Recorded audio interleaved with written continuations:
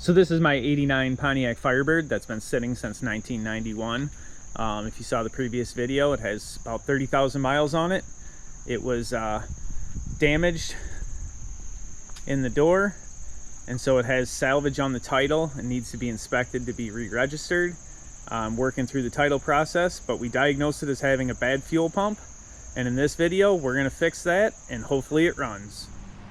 So I got the Firebird up on the hoist here, and the first step to removing this gas tank is to get your exhaust out of the way. So I'm going to go ahead. This is all relatively new. Looks like it's brand new, never even been used. I'm going to go ahead and get all of this pulled out of here. I hope I don't have to cut the pipe. Sometimes it's easier to cut them in half and weld them back together. But the fact that this stuff looks so new, I'm hoping I can get it out of here without actually cutting any of it. So I disconnected the exhaust and I kind of got it sitting here on top of this brace. I believe what I'm going to do is pull this heat shield off. A couple of bolts will take that and expose the gas tank back here. But then I'm going to take this cross brace off, and I think I'll have enough room to hopefully either get the muffler to just hang there or be able to take it all the way out if I remove this bar too. So I think that'll be the easiest thing versus cutting the exhaust, because I can't get it to separate here. I didn't try super hard, but this should be a decent way of doing it. Famous last words. With the heat shields removed and the paniard bar and cross brace removed, I think the exhaust hanging off to the side is going to be out of the way enough to get it out. The filler neck is solid on these things, so you have to go quite a ways off to the passenger side to get it out. But the tank is exposed. I got to get my lines disconnected here, and then we'll undo the straps and get it pulled out of there. Hopefully it's not completely filled with rust. But I take the fuel door off so that I can get this cup that sits in here and covers the neck. And I remove that to give me a little bit more room to get that hard neck out. You can kind of see from here that it's steel all the way to the tank, and this is actually part of the tank. So all that's left under here, I got the lines disconnected, is just to do the two straps. Struggle later. I got the tank out. It's probably at least half full, so it had some weight to it and it was really fighting me. You can see how much I scratched up the neck trying to get it out. You literally have to bend the filler neck in order to make enough room for it to get out, and then you got to bend it back once you get it installed. I'm going to go ahead and get the pump out of this and see what condition the inside of the tank looks like. Well, I knocked the retaining ring out, and what we have here is some rust. Ooh, that looks terrible. So, this stinks so bad. Look at the dirt and mud. Not sure, but I'm gonna have to power wash the inside of this tank and do some testing on whether or not the sending unit's gonna be any good. Not what I was hoping to see, but kind of what I expected with the results. I'm gonna go ahead and get this gas dumped out of here and see what it actually looks like in a bucket. This is the color of the fuel, and I don't know how well you're gonna see the inside of the tank or not, but it's pretty rusty. So I'm gonna power wash all the rust out of the inside of the tank, get it drained, power wash the sending unit, get all this rust and corrosion off the inside of it, and I'll do a test on the ohms meter, make sure my fuel gauge is going to work. If it's not, I don't want to spend the money on a sending unit, but I may have to, because it's pretty terrible looking.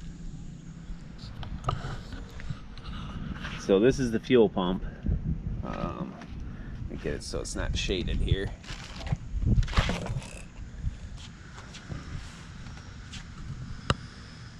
So this is what the fuel pump looks like when I got it out of the tank.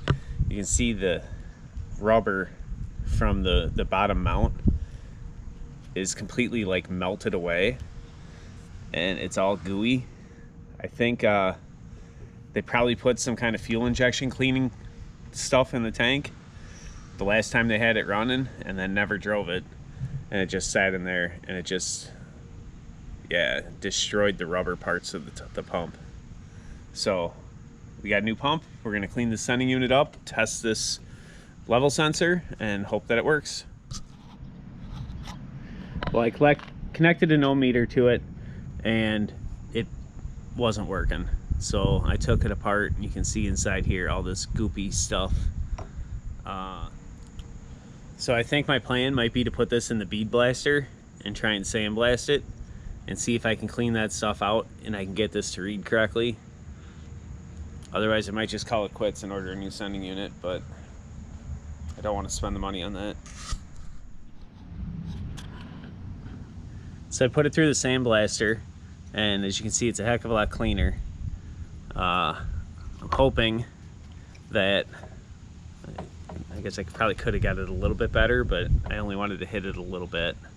How this works, I can get it to show up here. Inside here, there's a little wire that's spooled around a piece of non-conductive material. And what happens is the finger, as the float level changes, rides up and down on this wire, and it increases resistance and decreases resistance depending on how much fuel's in the tank. This is the little finger that rides on that wire. So hopefully with that cleaned up enough now, I can put it back together and get it to actually register a different resistance as I move the float up and down. Then I'll clean this all off and we'll put it back in the tank with a new pump. Okay, so got it somewhat fixed. Oh, there, it looks pretty good. I was seeing some glitches in it, but you can see it going up and down. It's sitting at about 80 ohms at a full tank, and at an empty tank, it's basically at 0. Oh, right there's a little glitch.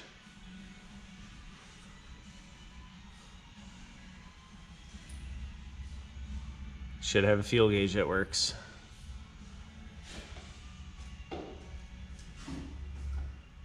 What I'm doing here is just moving the float up and down. Awesome. Okay, so I got a new pump installed. I got my sending unit that shows it's working on the ohm meter with a new sock. Hopefully that sock is good enough to try and get some of this rust. Oh yeah, you can see in there, I think pretty good there. There's a lot of rust in there. Still a little wet, so I'm gonna let it dry for a couple more hours in the sun. But normally a tank that's this rusty, you really should be replacing the tank. Again, because that would cost more than I have invested in the car if I replace the tank, the sending unit, the pump. I'm not gonna do that. I'm just gonna hope for the best. Okay, I'm starting to put the gas tank back in, and I got it pushed up into place here, but I didn't get a good video of how I actually got the tank out, so I thought I'd show you how far I took this apart. Not being able to separate the exhaust caused me to pull the coil spring out.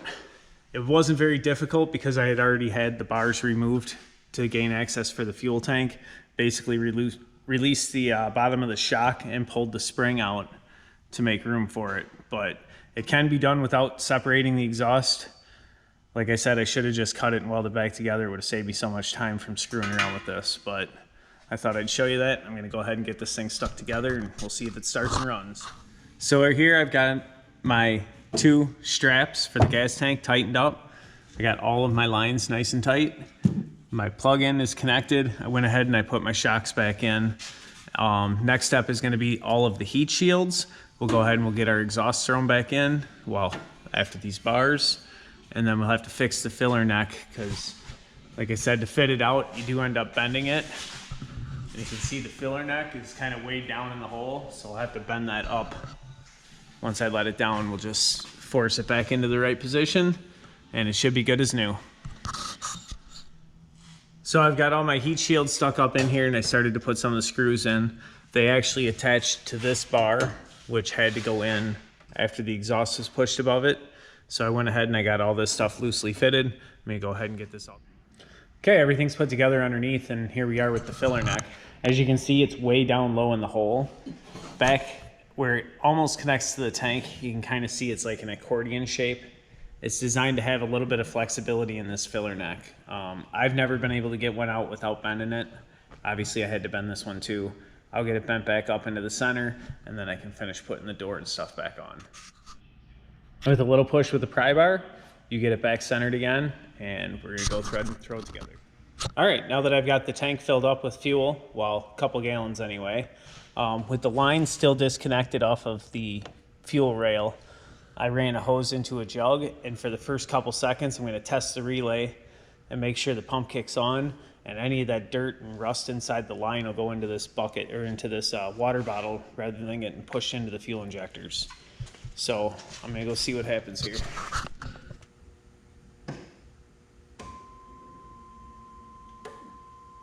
Okay, well, I can hear the fuel pump kicking on.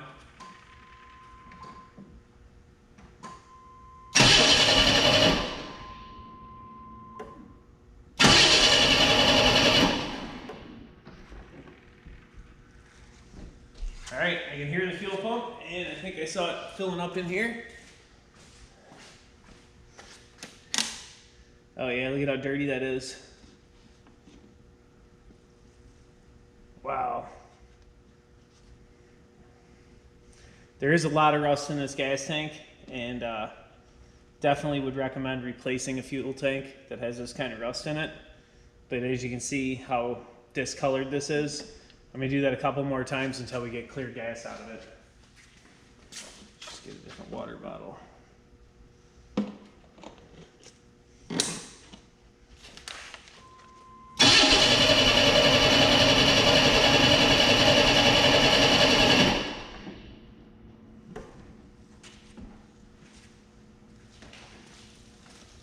Oh, Jesus.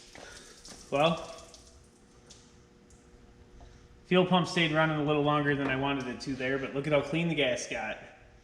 So I'm now going to have to sop up some gas before we go any further. So, the oil pressure switch is what turned the fuel pump on and kept it running after I stopped running the key. So I should have known better. All right, so I've got the had to open the garage doors and air out the garage from the fuel leak. But here's my two different fuels. This is what came out when I first cranked it over and the fuel pump kicked on the first time. And after it ran for a few seconds and pumped it out, you can see how much cleaner it is. So fresh gas is in the pump and all the way through the lines. I'm gonna go ahead and crank this over and see if it starts and runs.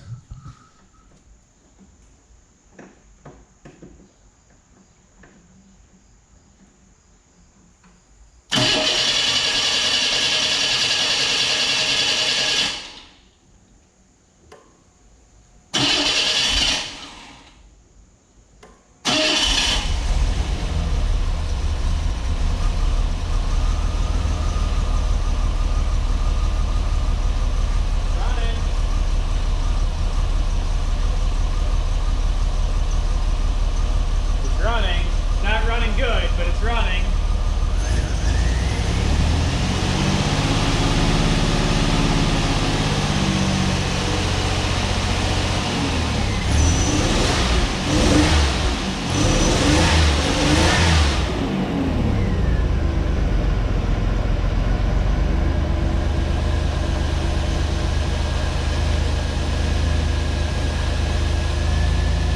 Actually, it's starting to smooth out a little bit.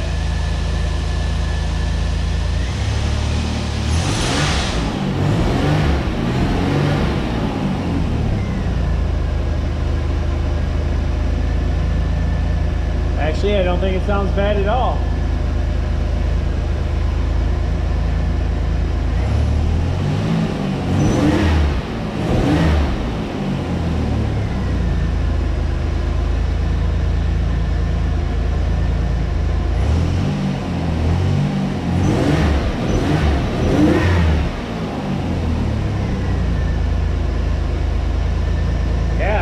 It's actually running really well.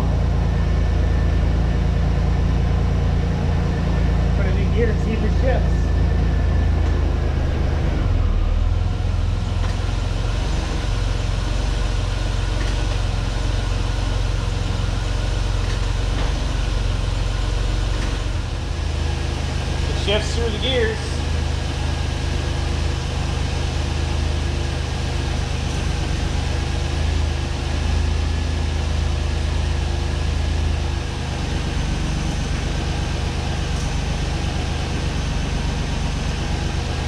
So it's full.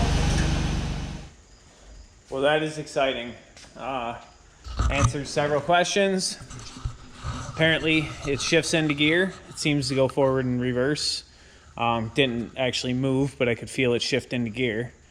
Obviously the bypassing the computer system isn't necessary with the 2.8 like I thought.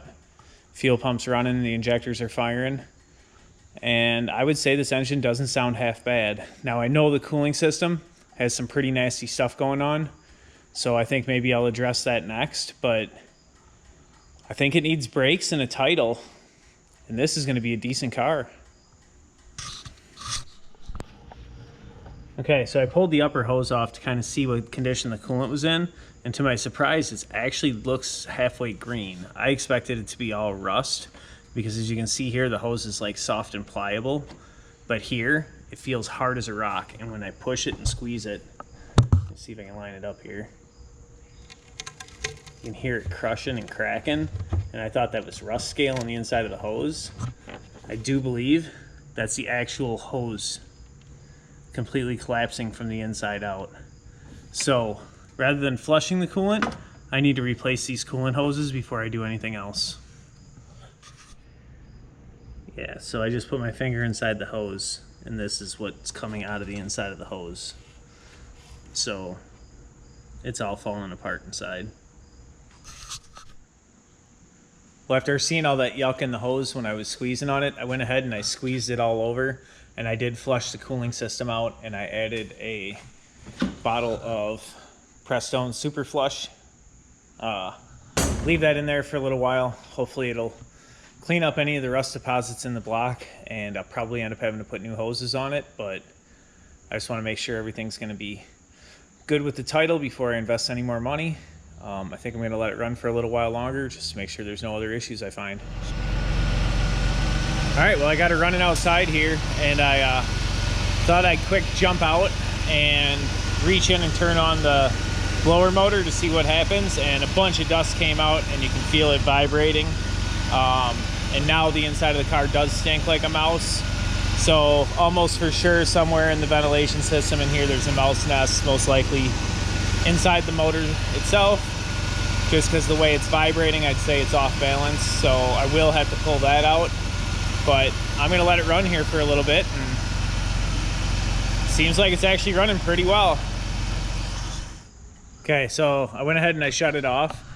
I started pulling this apart, and yeah, you can see the entire AC box is completely filled with the mouse nest. I'm gonna pull the motor out, and I'm sure this entire assembly is just packed full of mouse and mouse droppings. So we're gonna have to get a vacuum in there and get that all cleaned out. Kind of strange. The inside of the car really doesn't smell bad, but obviously as soon as I turned that blower motor on, that changed. So we're gonna get it out. Hopefully it's just in the outside part and it isn't too much work to get rid of the smell. Yeah, you can see the whole motor's packed.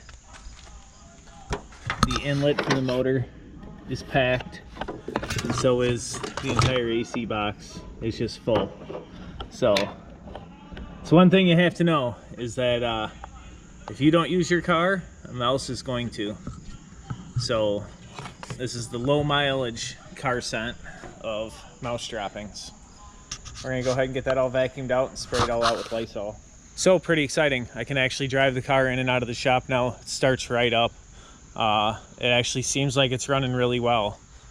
I'm sure I'm gonna find a whole bunch more problems, but I got the mouse nest completely cleaned out of the airbox, and I had the blower motor running for about 10 minutes while I had the engine running. Idled nice and smooth. It did pull a check engine light. I did not waste my time to go through and figure out why yet. Obviously, if it keeps happening, I'll have to look into that, but I did take it to the end of the driveway and back, and the transmission went into second gear at least. Didn't get it going any faster than that, but I think some new tires and get the brakes fixed, and this thing should be driving Firebird, ready for the road.